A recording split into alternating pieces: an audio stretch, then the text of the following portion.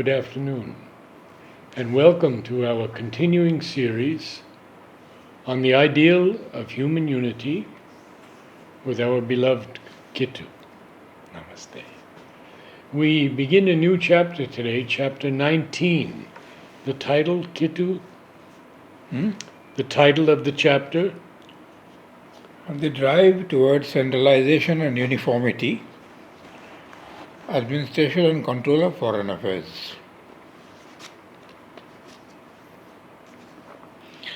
See, in the two previous chapters, he has given us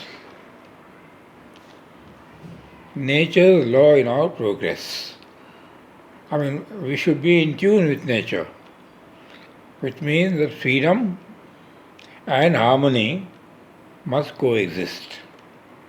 Unfortunately, when there is freedom, there is no harmony.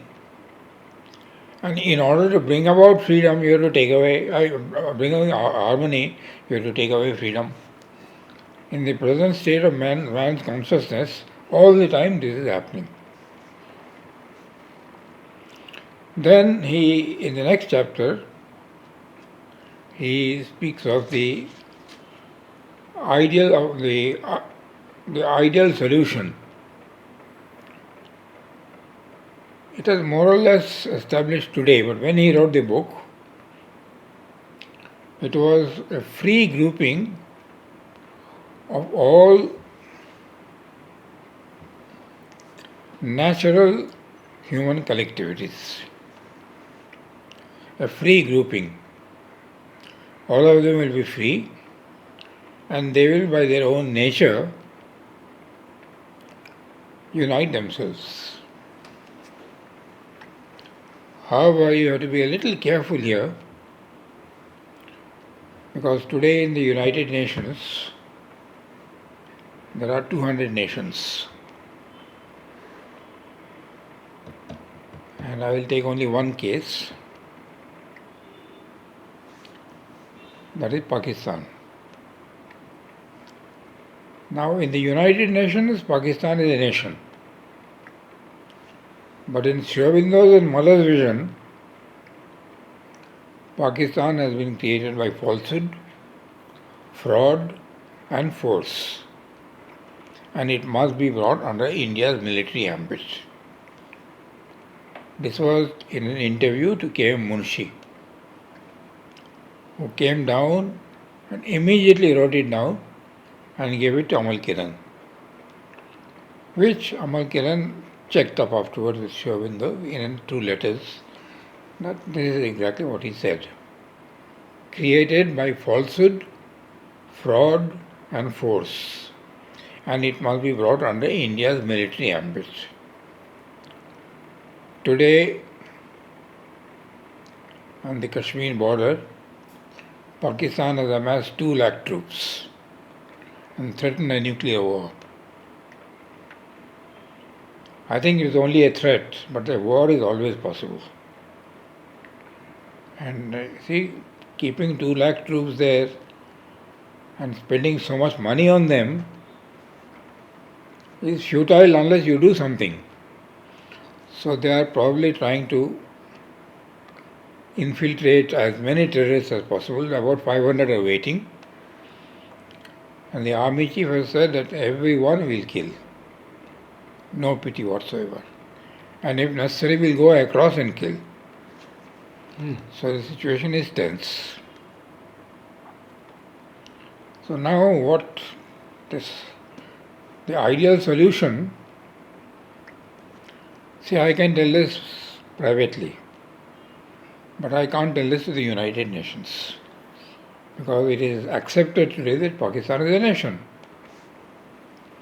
So you see now, this is where, whenever you speak of free grouping, you have to also see whether they have an inner something, which Aurobindo calls the nation soul.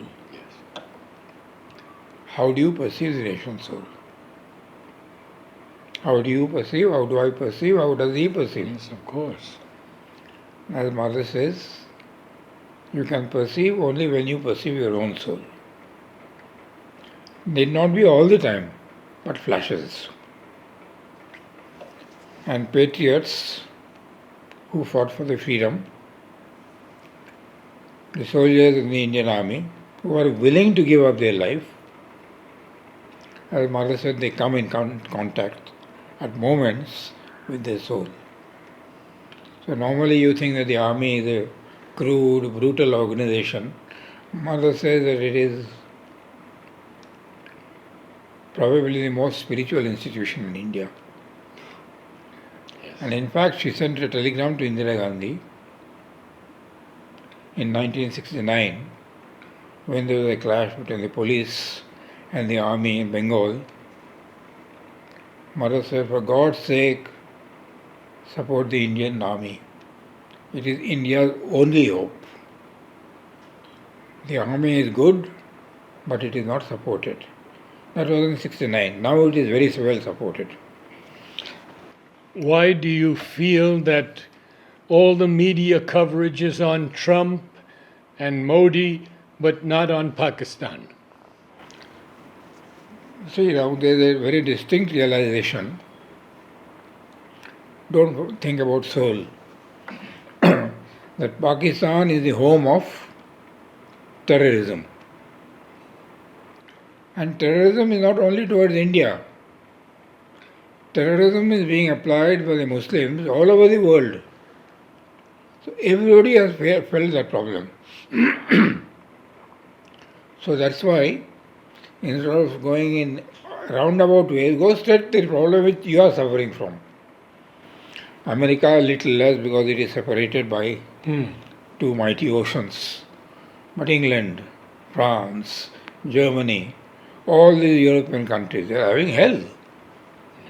And they realize the tremendous importance. So that is one thing in which all the countries of the world have united. No terrorism. Because what you can do to me, I can do to you. Right? That's a very simple law. So that is why this free grouping has to be seen with a little subtle understanding. Right? In any case, when he wrote this book, at the beginning of the last century, he is speaking of Europe, the claim of Europe, not yet renounced, to hold the rest of the world in the interest of civilization, by which is meant European civilization, and to insist upon its acceptance as a condition for the admission of Asiatic races to any kind of equality or freedom. That is all gone today. Yes, yes. Thank God, because of the First World War and then the Second World War, that leveled everybody up. And not only leveled everybody up, the Second World War in Africa was won mainly because of Indian troops, 2 million troops, and they won the battle for them. But always it is British Army, but they know in their hearts that you have to recognize that, no? So there is now a very distinct change in the more equalized direction. And today it is absolutely equal. There is no country that arrogantly thinks, neither Trump nor Putin, that we are a superior race or anything of the kind. Even if there are subtle undertones, but it is not, nobody speaks loudly. So now, the next question that he is raising is,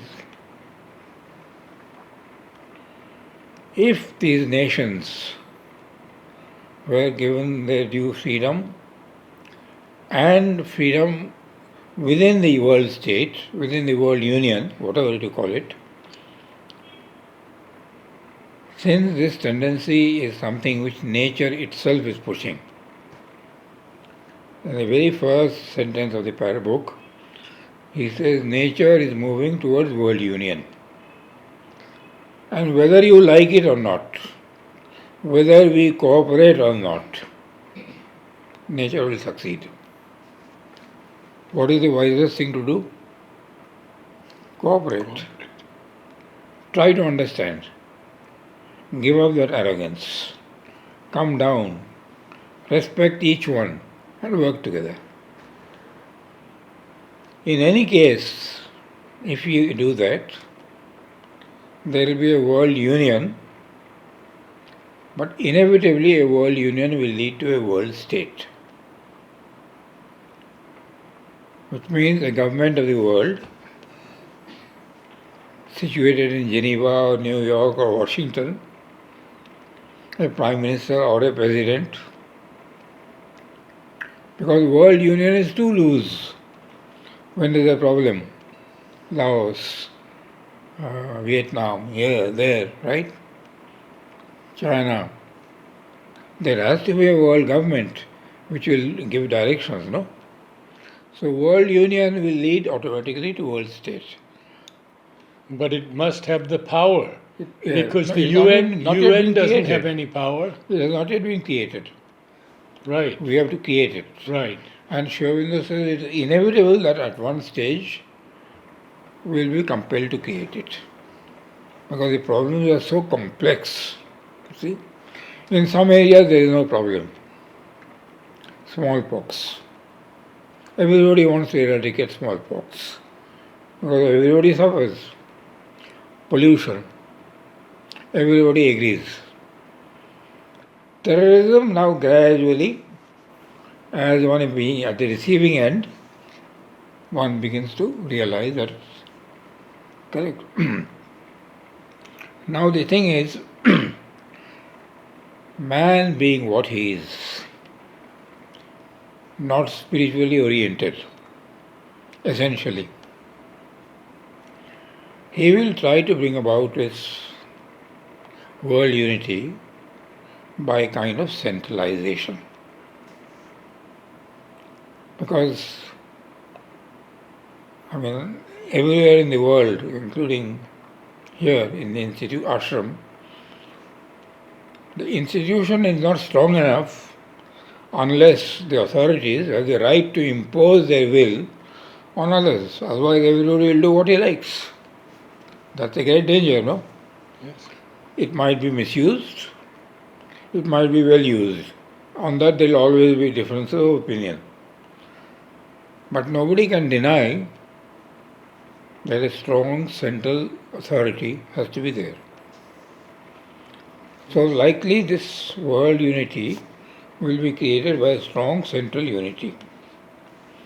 And just as in the nation, there was a phase, loose unity, very strong centralized unity, and then democracy, a lot of freedom.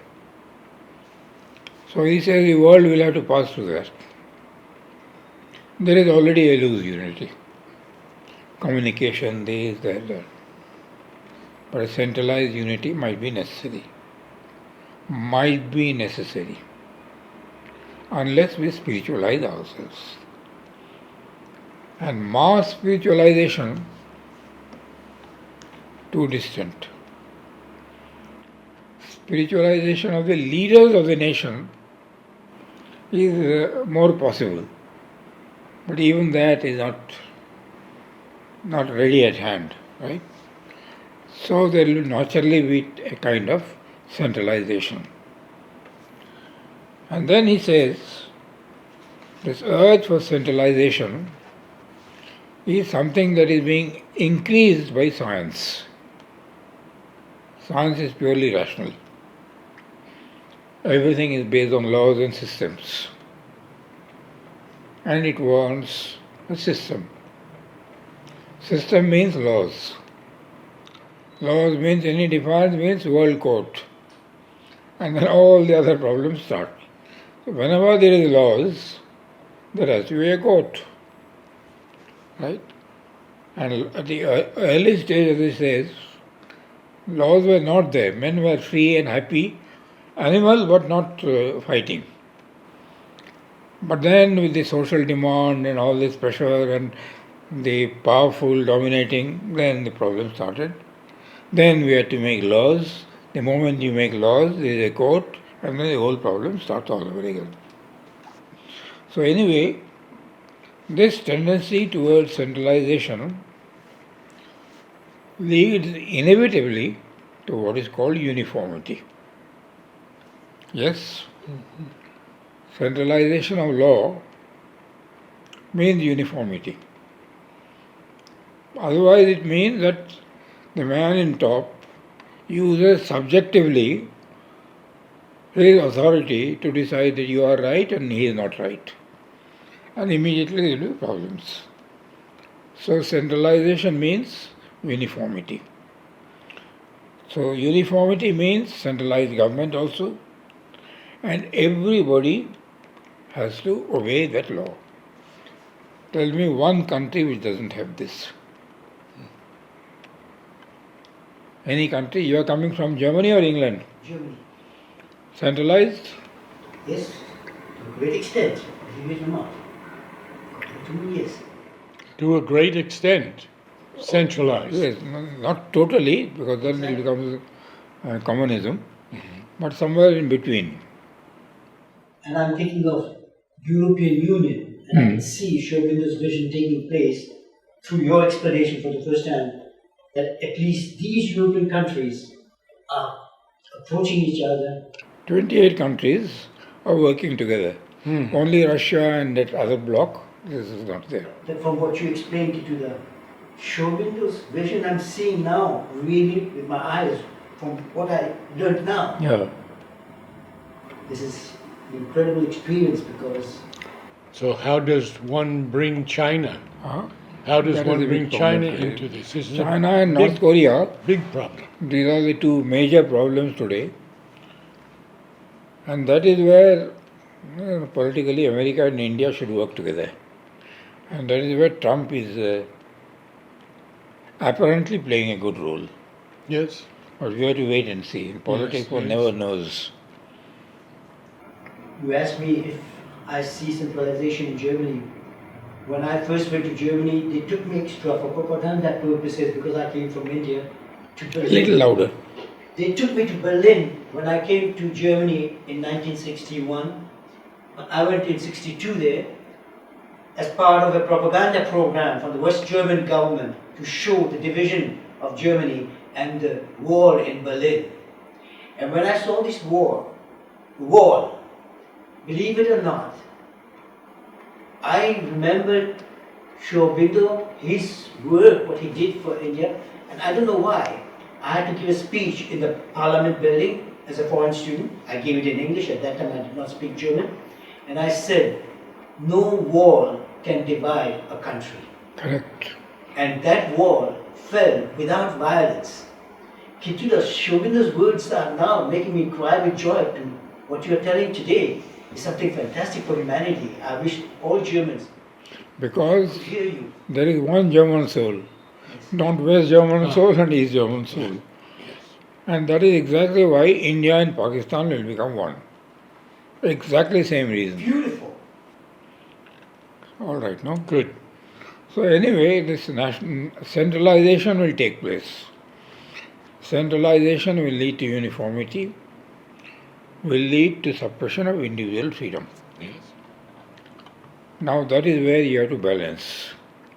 You carry it too far, individual freedom is lost. And inevitably, today, not today, tomorrow, day after tomorrow, or the day after, there is bound to be a revolt. Because you cannot suppress human freedom for too long and beyond a certain point.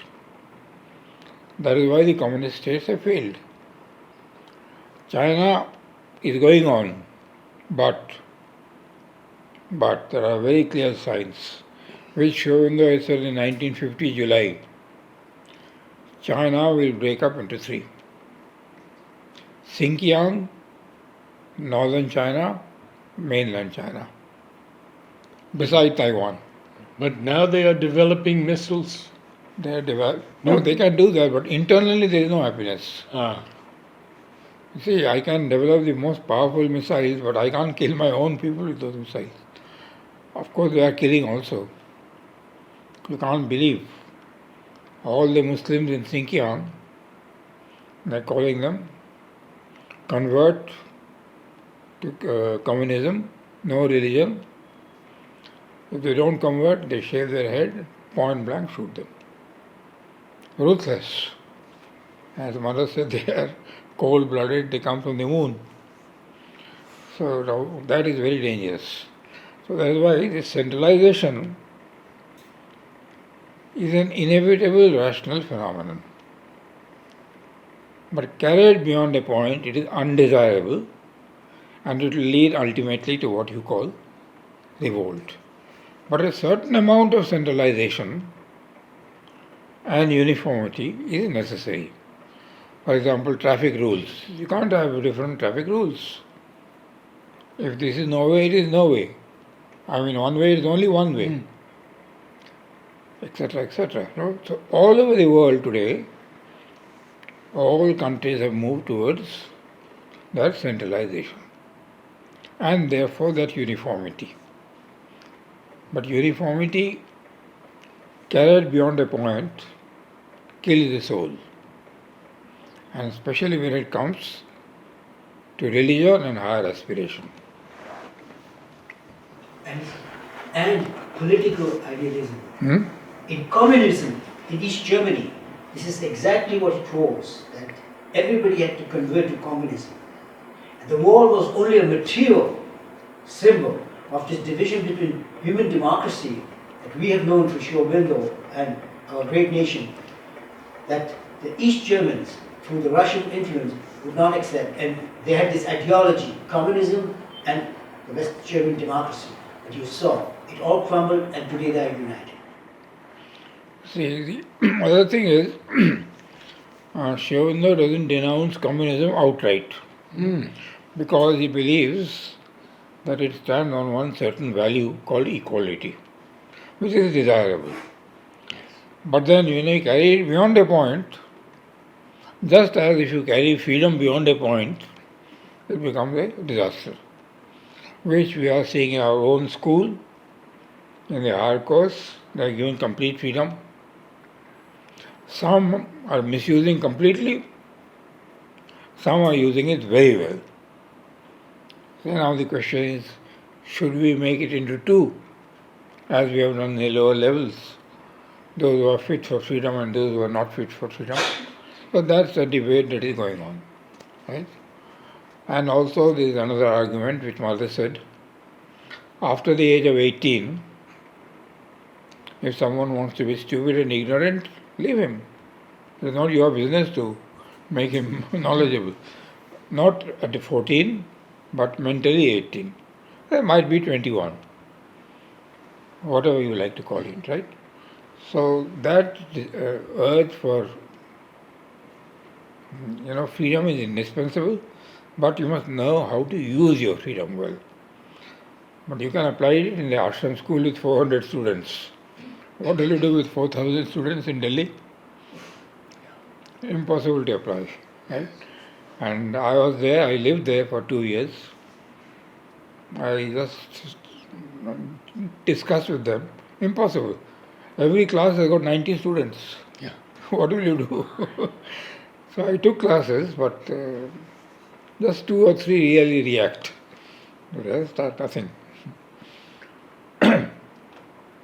So main point is centralization and uniformity. Now, do you know of any method other than centralization to run an institution or a government?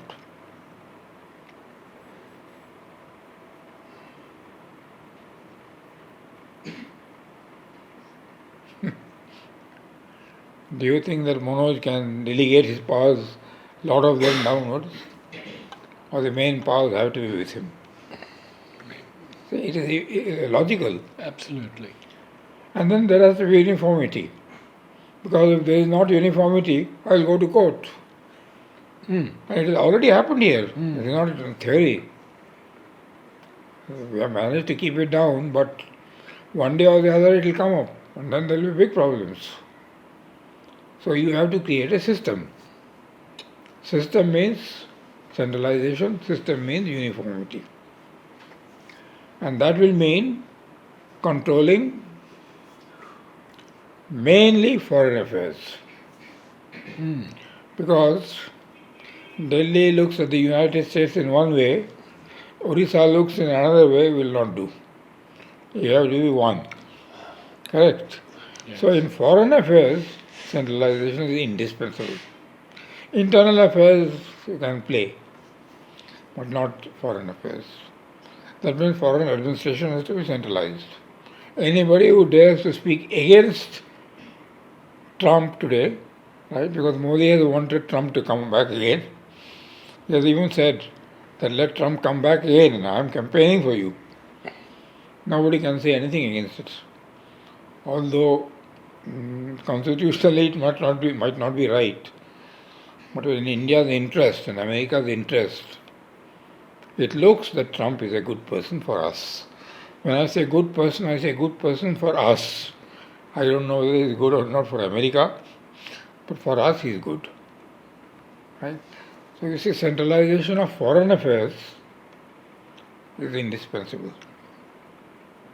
Now once this foreign affairs has come under control, you will find that the next thing is economic centralization. Must you have economic centralization to a great extent or not? Not complete, but to a great extent. Agree. Huh? I agree. Yes. Has to. This is the experience of European Union. You see, states in India, can they tax as they like, or should they tax as the center wants? I think they have to go with the center. See, that's why GST has come. Yes. General Sales Tax, uniform all over India. Yes. 2 years, lot of protests. But now everybody is realizing that it is uniform. Otherwise, tax of one object here, I go to another state, it is lower. I go to another state, it is higher. So then there is balance, no? So he brought in GST, which meant a lot of suffering at the beginning. But today everybody is saying it's right. Because all goods are sold at the same price all over the country. Right or wrong? Right. So that is why drive towards economic centralization is inevitable. Now economic centralization is impossible unless the laws make it. So legislative centralization. And the moment the law comes and centralizes, there will be a kind of social centralization. Up and down will not do. Rich and poor will have to be eliminated. Inevitably this movement will take place. So legislative centralization, economic centralization, and then after that he moves on to a very interesting subject. When you centralize in the world state, what kind of government will you have? Prime Minister, President, or King? What? Foggiest idea. I don't know. Yes, it is very difficult. King is gone. That's finished. Today, the human mind doesn't accept a king, That's over. especially if it is dynastic.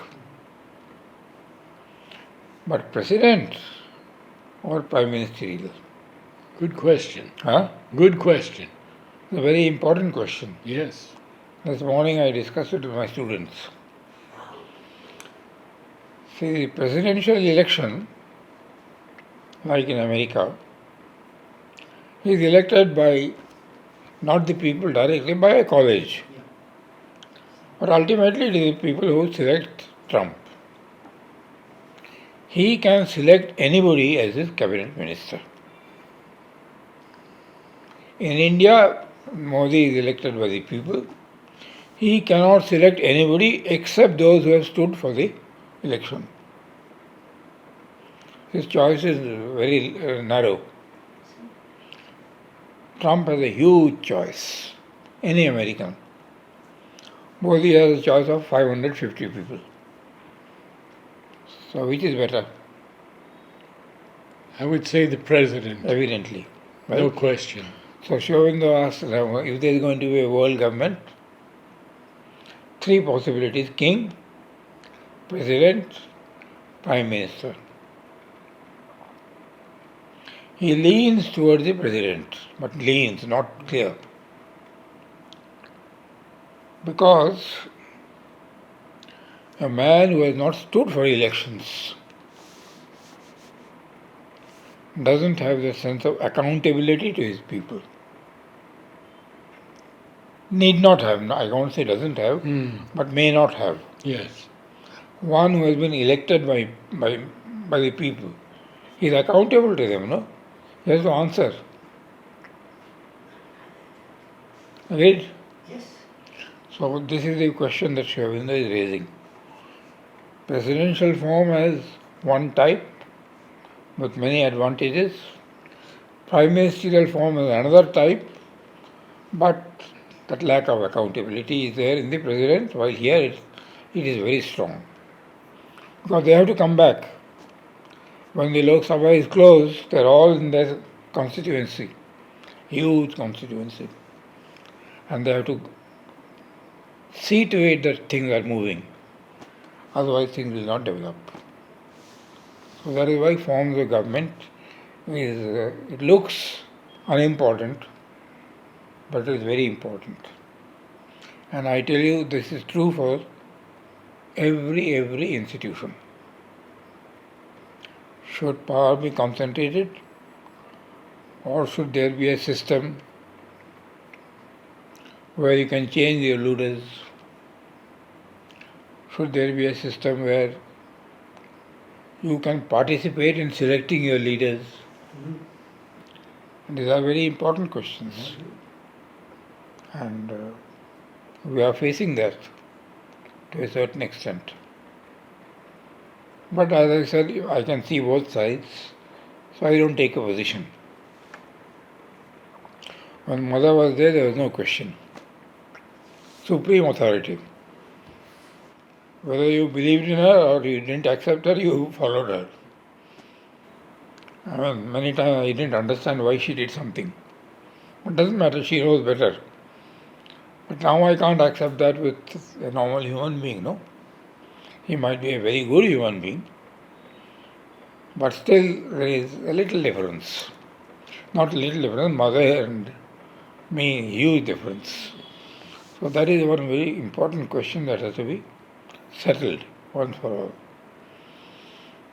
Now, elections means politics. I will stand, you will stand, he will stand, she will stand, and I will start playing. I will say that man is a rogue, you don't trust him. You will say, I am a rogue, don't trust me. And then it becomes worse. So that is why better not election. So what to do? I say leave it as it is, don't disturb. Especially here.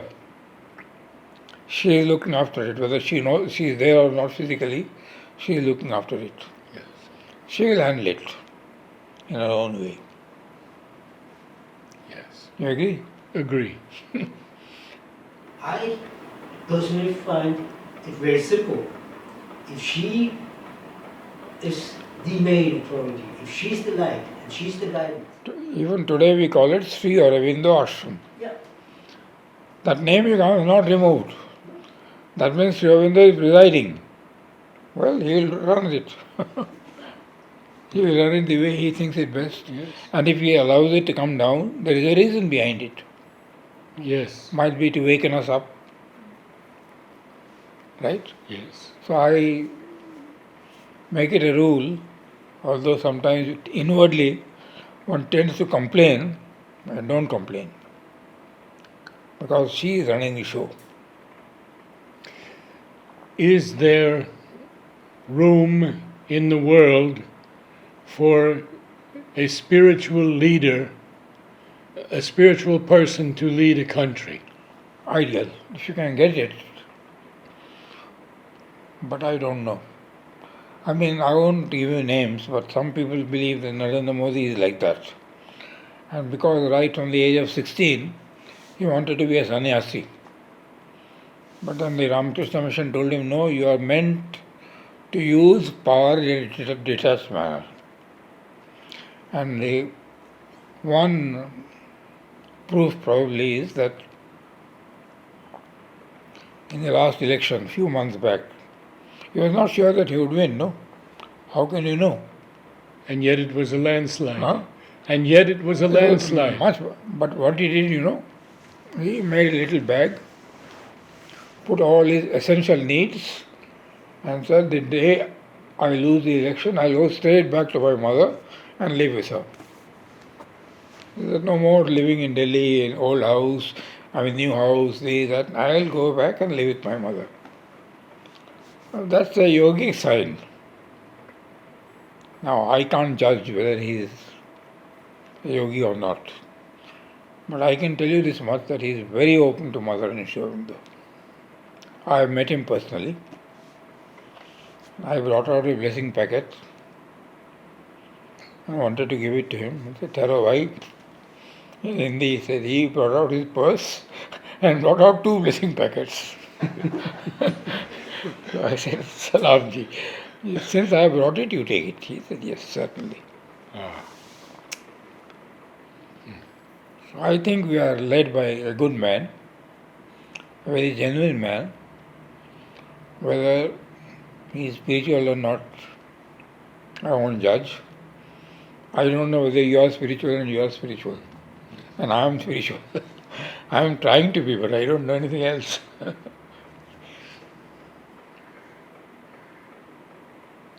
Because as Mother says, le semblable connaît le semblable. To recognize spirituality, you must be yourself spiritual. To understand Sri Aurobindo, there must be something of Sri Aurobindo in you. Some love, not intellectual reading. Somewhere you must say, oh, what a man. Then you are on the right path. See, reading is, outside you. But loving, I am you. So love Mother, love Sri Aurobindo. Many old timers find it difficult to love Sri Aurobindo. But they have not met him. Mother was so sweet, so gentle, so loving. So, you could feel it every day. So you could relate it. But then if you have read Sri Aurobindo or come in inner contact, impossible to. He is another. That is why it is better to read. It becomes a line of contact. But it is not indispensable to read. You can inwardly. One last question about the troops in Pakistan. The 200,000 troops in Pakistan. What will India do? India is ready for it, right? And India said before they do anything, we'll do what is necessary. The army chief has said that let them not play the fool, because the consequences will be very serious. And we mean to go to the very end. And the second thing is that they have no money. How will they manage? And America is not giving them the money. No. So 2.1 billion is not a small joke. So I have a feeling, I don't know, and I absolutely believe it, that it's a question of a little more time, Pakistan will go. And Mother has written very clearly to me, la disparition du Pakistan est inévitable. Elle aurait déjà dû se produire, mais l'ignorance humaine l'a retardée. You understood? No. The disappearance of Pakistan is inevitable. It could have happened earlier. But human ignorance has delayed it.